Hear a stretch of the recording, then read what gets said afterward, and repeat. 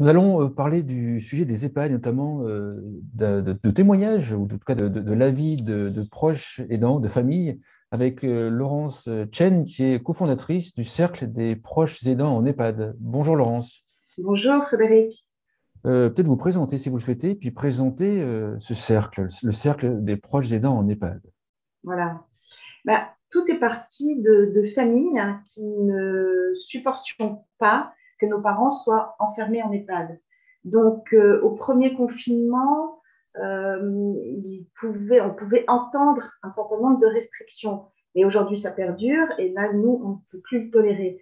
Donc, moi, j'avais repéré tout simplement Sabrina Deliri, qui avait fait une grève de la faim en avril 2020, si ça vous dit quelque chose, et qui écumait tous les plateaux. Et puis, d'autres filles, il se trouve des filles tweetos qui étaient derrière des pseudonymes. Donc, on a créé un groupe WhatsApp. Et je dirais, pour paraphraser le site, que nous partîmes 5 et sans grand renfort, nous sommes encore 5 en arrivant à l'EHPAD, mais forte quand même d'un groupe fermé WhatsApp, Facebook, pardon, où il y a environ 900 familles dans la même situation que nous. Et puis, nous continuons à être suractives sur les réseaux, ce qui nous a permis d'être entendus, non pas forcément de Madame Bourguignon, mais d'autres acteurs, comme des spécialistes de l'éthique et des médias, évidemment. C'est des familles qui ont un proche actuellement en EHPAD, ou est-ce que c'est aussi des familles qui ont eu un proche en EHPAD et le parent est décédé? Est-ce que les familles restent dans votre cercle? Alors, pour prendre l'exemple de nous, la poignée de fondatrices du CPAE, 3 d'entre nous avons déjà perdu nos parents en EHPAD de glissement, voilà, à cause non pas du Covid, non pas, mais de la gestion du Covid et notamment des suppressions et des restrictions de visite. Donc, on a, voilà, Annette, Daniel et moi, nous avons perdu nos parents. Je crois que le deuxième confinement a été meurtrier parce que le premier, on était logés tous à la même enseigne, mais dans la durée. Et ce confinement n'a jamais vraiment cessé. C'est le reconfinement perpétuel de manière plus ou moins stricte, mais ça existe encore aujourd'hui. Donc on pourrait se dire, ben voilà, une fois qu'on a perdu nos parents, ben on passe à autre chose. Ben non, on continue en mémoire d'eux, mais surtout pour ces familles et ces résidents qui sont les infants au sens, c'est l'étymologie latine, ceux qui n'ont pas de voix.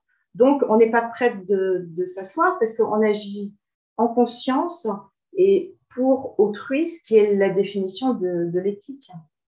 Donc, bon, j'ai bien compris, vous êtes rentré sur le sujet, entre guillemets, rentré, avec le confinement, en tout cas, suite aux conséquences du confinement, on a effectivement fermé les EHPAD. Le livre de Victor Castanet, Le Fossoyeur, il parle de beaucoup plus de sujets que moi je juge assez problématiques. Est-ce que c'est les sujets dans le livre, en fait, est-ce que le livre vous a étonné déjà? Ce que vous avez, bon, ce qu'on a appris dans le livre, est-ce que ça vous a étonné? Alors évidemment, il y a des détails et un système, enfin, une maltraitance systémique qui va très très loin. Donc dans les détails, c'est assez impressionnant.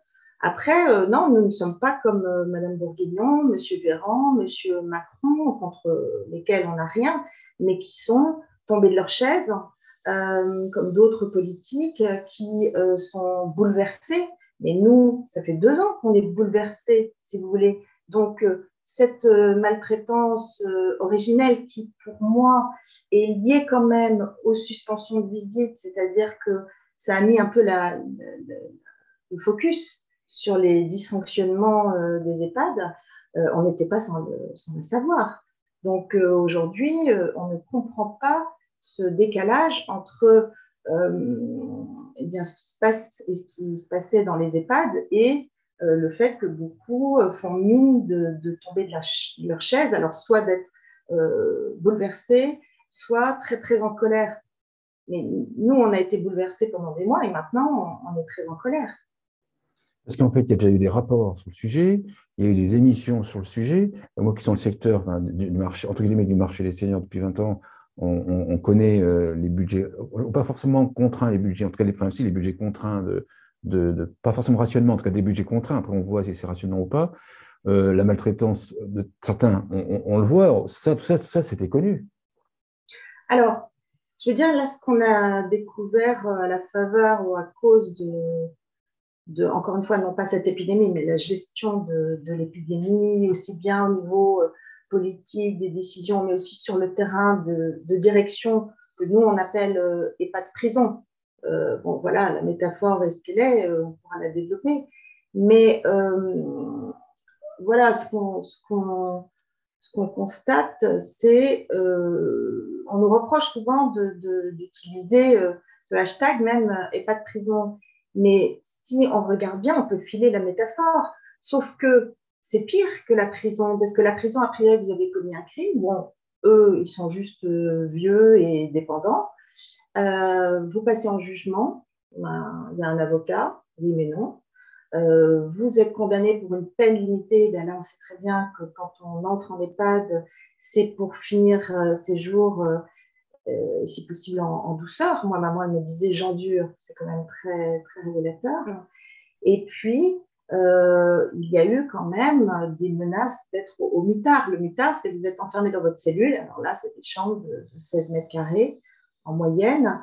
À la moindre sortie pour Noël, ah ben oui, vous pouvez sortir, aller dîner en famille, mais après, c'est 7 jours au mitard.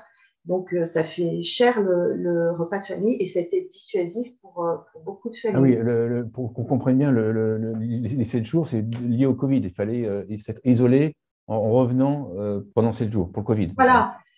Or, aujourd'hui, si vous voulez, et même à l'avenir, enfin, ça n'est pas tenable hein, déjà, et c'est d'autant plus abusif qu'aujourd'hui, on dispose quand même de tout le matériel de protection dont on a besoin, donc des masques, du gel, enfin, toutes choses qui manquaient au début de la crise, des tests, ne parlons pas des vaccins. Donc aujourd'hui, nous, on milite que même en cas de cluster, même un résident positif, on devrait, nous, les familles, pouvoir avoir accès à leur chambre, évidemment avec le matériel nécessaire, des masques FFP2, etc. Et moi, quand je pense à de gros EHPAD privés qui ont quand même les moyens d'équiper les familles avec du matériel de protection, bah, écoutez, ça nous enrage quand même. Si je provoque, est-ce à dire que lorsque l'épidémie sera derrière nous, est-ce que le cercle va disparaître? Ou est-ce que le cercle va continuer sur d'autres Oui. problèmes, d'autres thématiques? Alors, on aimerait bien prononcer notre auto-dissolution le jour où le dernier résident sera libéré. Mais d'abord, ce n'est pas pour tout de suite, puisque encore aujourd'hui, il y a des restrictions, voire des suspensions de visite. Alors, ce qui est très pervers, c'est qu'aujourd'hui, ça n'est plus seulement pour le Covid, mais s'il y a des cas de gastro, des cas de grippe, pourquoi pas maintenant des infestations de poux, allons-y, il y a des EHPAD qui referment. Je crois qu'il y a un mauvais pli qui a été pris et que les EHPAD ont appris à fonctionner hors les yeux, loin du cœur, et que cette fermeture a donné libre cours à l'autoritarisme de certaines directions, évidemment, et que c'est un peu, si vous voulez, moi il se trouve que je suis enseignante, mais vous avez beau être la meilleure enseignante, je ne dis pas que c'est mon cas, mais si vous n'êtes pas en lien avec les parents d'élèves, il manque vraiment un des pieds de ce trépied, si vous voulez. Donc, nous, ce qu'on veut, c'est travailler en collaboration. Donc, le cercle, pour répondre à votre question, il n'a pas de raison de disparaître, puisque de sujet en sujet, on s'est rendu compte qu'il fallait lutter contre l'hubris, hein, cette espèce de puissance un peu démesurée du poste de direction d'EHPAD, qui n'est pas un métier facile. C'est ce que j'allais dire, oui, c'est ce que j'allais dire, parce que chez moi, je suis directeur d'EHPAD. Si je laisse ouvert l'établissement, même avec des mesures, et puis qu'il y a des morts liées au fait on va me le reprocher, en fait, même si j'ai pris toutes les mesures, et moi, je vais en prendre, entre guillemets, pour mon grade. Oui. J'imagine que celui qui a un directeur qui a un caractère un peu prudent, on va dire, j'imagine qu'il Ah va oui. fermer son EHPAD, alors que d'autres qui sont peut-être plus, moins prudents ou moins sensibles au stress, ils vont laisser leur EHPAD ouvert. Tout à fait. Il y a deux cas de figure. Il y a ceux qui sont sensibles au stress ou ceux qui sont très psychorigides, au contraire. Et ils peuvent s'abriter derrière ce prétexte, parce que je ne connais pas beaucoup de familles qui menacent de faire des procès parce que leurs parents seraient contaminés, si vous voulez. En tout cas, ce n'est pas du tout notre cas. Donc, ça, c'était le grand mantra du gouvernement. Protéger sans isoler. Mais c'est faux. Ils ont été isolés et ils n'ont pas été protégés. Il y a quand même eu beaucoup de morts du Covid. Et ces fameux morts de glissement, c'est-à-dire de chagrin, hein, de découragement, c'est ça, ouais. Qu'on ne comptera jamais, parce qu'ils ne comptent pas, ils sont même niés, si vous voulez. Donc, toutes ces raisons font que, bien sûr, on continue pour les autres familles qui, sans jugement aucun, mais il y en a qui n'ont pas le temps, l'énergie, l'espoir de défendre leurs parents ou les parents des autres. Je reviens à ma question.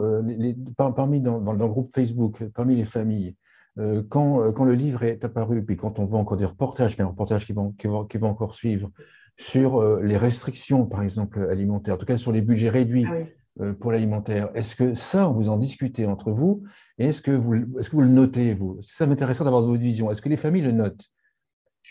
Alors, nous, d'abord, on est des lanceuses d'alerte. Donc, on n'est même pas une association, donc on ne recense pas vraiment. Mais tous ces cas-là, on les fait remonter quand même au ministère. La seule réponse qu'on a eue, c'est faites-nous un tableau Excel. Désolé, on n'est pas payé et staffé pour ça. Donc, notre rôle, c'est juste d'alerter. Mais évidemment, on récolte un certain nombre de témoignages. On peut les orienter vers les médias, leur recommander d'appeler le fameux 3977, le numéro vert d'appel pour les maltraitances contre les personnes handicapées ou âgées dépendantes, de faire appel au défenseur des droits, qui est quand même, Claire Hédon a émis un rapport. Oui, qui a pris position. Voilà, qui est quand même un peu une bombe, mais il a fait moins d'effet que ce livre qui est remarquable. Il a été remis, ce rapport, à Madame Bourguignon. Je ne sais pas ce qu'elle en a fait. Alors, elle a beaucoup de grandes phrases comme fin de vie ne doit pas égaler fin des droits. Mais c'est exactement ce qui se passe aujourd'hui. Le soi-disant retour au droit commun n'est pas la règle générale dans les EHPAD. Donc voilà, pour répondre à votre question, les familles, bien sûr, elles font état, surtout, je vais vous dire, par exemple, de dénutrition de leurs parents. Et pour la simple et bonne raison, enfin, l'une des raisons, c'est que n'ayant plus accès à leurs parents à des horaires de repas ou en cas de suspension de visite, on sait très bien que pour les personnes âgées, il y a des moteurs et la nourriture en est important. Il y a les visites et on attend aussi la mort. Donc, si on enlève les visites et une nourriture appétante, et avec l'aide d'un proche aidant, puisqu'on sait bien que le personnel n'a pas le temps, mais là encore, les gros groupes, est-ce qu'ils ne pourraient pas embaucher quand même du personnel qui est chroniquement et notoirement en sous-effectif, sous-formé, sous-rémunéré, sous-encadré. Donc, la nutrition, c'est vraiment un bon indicateur, parce qu'on peut faire une semaine de la dénutrition. Ben, si on ne permet pas à des proches d'aller aider. Voilà, Daniel Chic, le journaliste radio, a témoigné que son papa qui avait Alzheimer, en fait, on lui laisse le plateau et si on ne l'aide pas, lui, non, il ne va pas y toucher ou alors manger le cellophane. Vous voyez. Donc ça, c'est assez symptomatique. En dehors, sinon, un autre gros champ de doléances, d'alarme de nos familles, ce sont les questions d'hygiène. Donc, on a vu avec Orpea qu'il y avait des rationnements de protection. Je veux dire, je crois que ça arrive dans beaucoup d'EHPAD. Et surtout, ce qui arrive, alors je ne veux pas généraliser, mais je pense que c'est quand même assez généralement répandu, c'est qu'il y a une incontinence organisée, si vous voulez, et subie par les résidents, parce que comme il n'y a pas la possibilité ou la volonté d'aider certaines personnes qui ne sont pas incontinentes, c'est le cas de maman, à aller aux toilettes, et bien, au bout d'un moment, ben voilà, vous faites ce que les résidents parfois appellent eux-mêmes dans la couche. Et je vous laisse à penser à quel point ça doit être désagréable d'avoir ces sources de mycose, d'infection, de grandes douleurs après, d'irritation, d'escarres, et puis d'une perte de dignité là, et d'un manque de considération. Donc pour l'estime de soi, c'est quand même c'est quand même très, très grave. Alors là, je vais vous dire en fait que vous faites de l'EHPAD bashing. Alors, ah ben oui, C'est ce fameux terme qui est apparu il y a quelques années. oui, et qui a pris de l'ampleur il y a quelques mois, et particulièrement nous concernant, que ce soit dans la bouche de Madame Bourguignon ou de certains acteurs de la Silversphère. Alors, c'est très bien parce que ça va me permettre de rectifier. C'est-à-dire que nous, à chaque fois qu'on soulève un lièvre, si vous voulez, on prend la précaution oratoire, bon, de dire ça ne sont pas tous les EHPAD, mais plutôt des EHPAD prison. Ça ne concerne pas toutes les directions.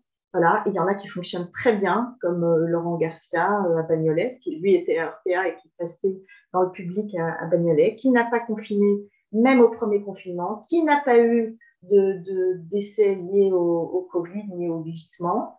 Donc, il y a moyen de faire autrement. Donc, on rend hommage au personnel parce qu'on sait que c'est très difficile, qu'il y a un fort absentéisme, que tout retombe sur des équipes, il y a un management pas toujours très porteur, mais on ne peut pas dire que tout va bien. Et c'est le propre des lanceurs d'alerte que de mettre, et des médias, que de mettre la lumière sur les trains qui sont en retard, voire déraillent, en l'occurrence, plutôt que les trains qui arrivent à l'heure. Est-ce qu'il y a des pressions pour faire taire le cercle ou les membres du cercle? Écoutez, rien que agiter le mot EHPAD bashing, c'est quand même une accusation qui est grave, quoi. Après, les pressions, c'est-à-dire que beaucoup d'entre nous témoignons parfois anonymement ou sans citer l'EHPAD. Moi, je peux le faire maintenant parce que maman est décédée, mais on a peur des représailles. Il ne faut pas se leurrer. Donc, oui, bizarrement, quand dans les tweets, je tag tel ou tel gros groupe privé, j'ai parfois droit à des messages privés en me disant « mais pourquoi vous nous attaquez comme ça ?» Alors, je vous rassure, on ne m'a pas proposé 15 millions comme à Victor Castanet. Je crois que j'aurais accepté et puis j'aurais ouvert une chaîne d'EHPAD, mais reversé les profits aux gens qui en ont besoin. Voilà, donc c'est plutôt de l'ordre de la menace voilée que de nous acheter. De toute façon, on ne mange pas de ce pain-là. Alors moi, la question qui me vient, c'est, mes parents sont autonomes. Si je vois que mes parents sont traités comme ça ou ils sont enfermés, etc., etc., alors c'est facile de le dire parce que je ne vis pas la situation, mais c'est ma question, c'est j'aurais tendance à aller prendre ma bagnole, à aller retirer mes parents de l'EHPAD en fait. Comment expliquer que les familles laissent leurs parents dans l'EHPAD dans ces situations, dans ces circonstances-là? Oui, alors ça s'appelle une autre question en amont, c'est pourquoi nos parents y sont, après tout. Si on était des familles si aimantes, etc., pourquoi on n'a pas maintenu leur domicile oui, qui est bien chez sûr. nous, les Bonne parents, question. à la base. Pourquoi est-ce qu'on met les parents dans les EHPAD? Bien sûr. Voilà. Bien sûr. Alors, moi, j'ai rien contre les EHPAD. Hein. Mon papa, il a vécu les 3 dernières années de sa vie de manière heureuse, on peut et on doit être heureux en EHPAD, mais parce qu'on pouvait y aller tous les jours. En fait, si nos parents sont entrés en EHPAD, c'est que c'était l'ultime recours. C'est qu'on avait essayé d'autres choses et que ça devenait trop compliqué. Donc, pour prendre mon cas personnel, c'est un peu différent. Maman a souhaité faire un court séjour pour se sociabiliser, mettre ses audioprothèses, faire de la kiné, etc., en perte d'autonomie. Et puis, ce truc, ça a coïncidé avec le premier confinement. Bon, ben, ce que j'ai fait, c'est que j'ai réussi le plus rapidement possible à la sortir de cette EHPAD et finir le confinement avec elle chez elle. Mais elle était encore autonome. Et quand elle a voulu retourner pour un séjour, pareil, un séjour court, on va dire d'agrément, pendant l'été, il y a eu un reconfinement. Et là, elle ne s'en est jamais relevée au sens propre comme au sens figuré. Et moi, je m'étais bien juré de ne plus jamais laisser maman enfermée. Et puis, qu'est-ce qui se passe? Quand vous recevez un mail la veille au soir, voire le matin, et puis il y a des familles qui découvrent sur les grilles de l'EHPAD visite suspendue, que voilà, il y a un cluster et que vous n'avez pas le droit de voir votre parent. C'est très compliqué. Nous, notre manière d'enfoncer les portes, ben, ça a été de créer ce cercle et d'être suractif C'est-à-dire sur qu'en fait, les réseaux et les médias. que je comprenne bien, alors qu'on comprenne bien, qu'on soit de la place des familles, un jour, vous recevez un coup de téléphone comme quoi l'EHPAD est fermé, et là, il n'y a aucune possibilité d'aller extraire votre maman. Alors, on peut le faire. Et d'ailleurs, je ne connais pas une famille, alors peut-être nous, ce sont des familles qui rencontrent des difficultés, mais enfin, je ne connais aucune famille qui puisse vous dire que la direction ne lui a pas dit, écoutez, si vous n'êtes pas content, reprenez votre parent. D'accord. Ce qui d'abord n'est pas correct et très injuste, voire cruel, parce que croyez bien que si on pouvait, et moi, maman, quand voilà, elle a vraiment commencé à glisser, je voulais mais il aurait fallu que je la ramène chez moi. Mais bah, elle était passée, ça vous dit quelque chose de GIR 6 à GIR 2, enfin bref, en perte totale d'autonomie, on n'a jamais su exactement pourquoi. Et elle-même ne le souhaitait pas, parce qu'elle n'avait plus d'espoir, si vous voulez. Donc, elle avait développé, si vous voulez, une telle dépendance que ça n'était pas imaginable. Et croyez bien que si on avait eu moyen, nos parents ne seraient pas entrés pour aussi un autre facteur, je vais être très vulgaire, mais parlons d'argent, le prix des EHPAD fait qu'aujourd'hui, qu'ils soient publics, privés, chers ou moins chers, ce sont les économies d'une vie qui passent. Donc, la plupart de nos parents, ils préféreraient léguer leur héritage à leurs petits-enfants que de les donner notamment à certains groupes privés. Moi, maman, elle me disait, oh là là, je fais un trou dans la caisse, je préférais faire un trou dans la terre et qu'on n'en parle plus. Voilà, donc ce sont des considérations, si vous voulez, qui sont matérielles, mais pas bassement matérielles, qui font que c'est très compliqué aujourd'hui de sortir son parent de l'EHPAD. C'est pour moi, c'est compliqué parce que les enfants peuvent habiter loin de l'EHPAD, C'est ça aussi. que la personne soit très dépendante au niveau cognitif, et là, il faudrait quelqu'un à Oui. 14-24 pour surveiller. Donc là, les enfants dorment plus. Enfin, je schématise un peu, mais on imagine la situation. Ben oui. Les enfants travaillent la journée. C'est ça, en fait, concrètement, ce qui bloque, ou pas? Oui, oui, mais il y a des cas bon, c'est bien, de personnes qui souffrent d'un Alzheimer déambulant, qui vont confondre le jour et la nuit. Donc, s'il faut une surveillance, qui vont fuguer, entre guillemets. Donc, s'il faut une surveillance H24, en plus, c'est très, très onéreux. Et pour la vie personnelle ou de famille, bon, on s'épuise à ça. Les proches aidants, c'est une autre question, mais qui perdent leur santé. Donc, parfois, nos parents ne veulent pas peser sur nous. Vous savez, c'est une génération qui a connu la guerre enfant, qui a connu les privations, et ça les a ramenés à tout ça. Et beaucoup d'entre eux, je ne veux pas non plus généraliser, mais vraiment ont été résilients pour le premier confinement, encore une fois. C'était un peu l'occupation, Paris sous les Allemands, Paris désert, etc. C'est ça. Mais au deuxième confinement, on ne peut pas tabler non plus sur leur résilience de manière éternelle. Avec le cercle, vous avez vu apparaître beaucoup d'articles dans la presse, ou même vous avez peut-être visité, même utilisé, ce qu'on appelle des solutions alternatives. Alors, accueil familial, le co-living, tous ces trucs-là. Pour vous, c'est des solutions alternatives ou c'est complémentaire? Parce que pour moi, c'est pas du tout alternatif. On rentre en Oui, EHPAD quand on est quand même dépendant. je pense qu'on aura toujours besoin des EHPAD. Et alors C'est ça, hein? surtout, Mme Bourguignon a lancé une espèce de brainstorming, de consultation pour changer le nom des EHPAD. Mais pitié, on ne veut pas un changement cosmétique. C'est On ça. veut vraiment une révolution de l'intérieur. Mais c'est vrai que si on peut développer alors ce fameux virage domiciliaire, enfin, il ne faut pas qu'il aille dans le mur parce qu'il faut des moyens. Euh, c'est très bien, mais c'est complémentaire. On aura toujours besoin, je pense, de structures pour des personnes extrêmement dépendantes avec des soins médicalisés plus importants. Mais aujourd'hui, ils ne sont même pas assurés dans certains EHPAD. Donc, ce qu'il faudrait, c'est, nous, on n'a pas, si vous voulez, de problème avec le système EHPAD, sinon nos parents n'y seraient pas ou n'y seraient pas allés.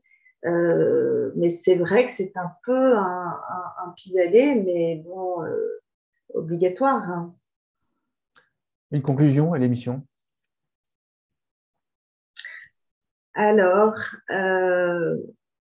bah écoutez, nous, voilà, on a commencé ce combat à une poignée de filles, alors peut-être un peu inconscientes, mais en même temps avec une conscience, je pense, de citoyens importantes. On est peut-être aussi un peu les Madame Jourdain de de l'éthique, parce qu'on en faisait sans le savoir. Mais on a quand même participé avec Fabrice Xil et puis Emmanuel Hirsch à un document qui est Oui. là, à l'élaboration d'un document qui est un document repère de l'espace éthique de la PHP, donc qui a bien voulu consulter nous en tant que famille, et y compris à l'élaboration de la charte éthique du grand âge et accompagnement du grand âge. Donc voilà, nous, on espère, si vous voulez, que comme tout mal, il en sorte un bien, qu'il y ait une prise de conscience des politiques. Mais là, ce n'est pas gagné, mais on a une plateforme faite avec 16 autres collectifs, des propositions comme l'Observatoire du grand âge, l'OGRA. On a des propositions, on travaille en partenariat avec le conseil autoproclamé Oui, le CNAB. des vieux, personnes vieilles. Le CNAB, On oui. ne l'est pas encore tout à fait. Mm. Donc, voilà, nous, notre génération, je pense, elle sera moins disciplinée et je pense qu'on mettra un joyeux souffle dans les EHPAD si on est conduit à y aller un jour. Ça, c'est un vrai sujet. On pourra en discuter une autre fois parce que je ne suis pas tout à fait d'accord. Parce qu'en fait, on y rentre quand on sera dépendant. Alors, quelle que soit la génération résiliente telle Ah oui, qu'actuellement, ou la génération baby-boomer qui va bouger dans tous les sens, s'ils sont dépendants, la génération elle va subir, non? c'est vrai, c'est vrai. Alors, espérons que nos enfants, Je ne suis pas aussi optimiste, c'est ce que je veux dire. Ouais. mais nos enfants, les petits-enfants d'aujourd'hui, Alors, par contre, qu'eux fassent qui du ont ramdam, entre souffert guillemets, de oui, qu'eux cet fassent du ramdam. éloignement. Vous voyez, là, Ouais. j'ai chez moi une photo. Maman était fan de main. Voilà. Mm. Et c'est une photo de la main de maman avec ma fille quand elle était petite. Aujourd'hui, voilà, elle est bébé gériatre. Donc, voilà. Eh bien, c'est très symbolique, je pense. C'est pour ça que notre logo, c'est aussi la main du Dieu créateur de Michel-Ange, plafond de la chapelle Sixtine. C'est-à-dire, il faut se tendre la main, se tenir la main, comme dit le collectif de Laurent Frémont et Stéphanie Bataille. Donc, voilà, nous, c'est ça. On espère d'abord, nous, finir de libérer jusqu'au dernier résident. Et c'est pas gagné, mais on veut plus jamais ça. On veut dire aussi qu'on ne pourra pas dire qu'on ne savait pas. Et les générations d'après, je pense que pour elles comme pour nous, elles vont se battre. Elles ont vu la souffrance de leurs grands-parents ou de nous, vraiment une souffrance de haut niveau, d'être isolé, d'être mal, peu, pas considéré. Donc voilà, on peut compter, je pense, hein, sur les prochaines générations. Super, merci Laurence Chen. Je rappelle que vous êtes cofondatrice du Cercle des proches aidants en EHPAD. Merci beaucoup. Merci à vous, Frédéric.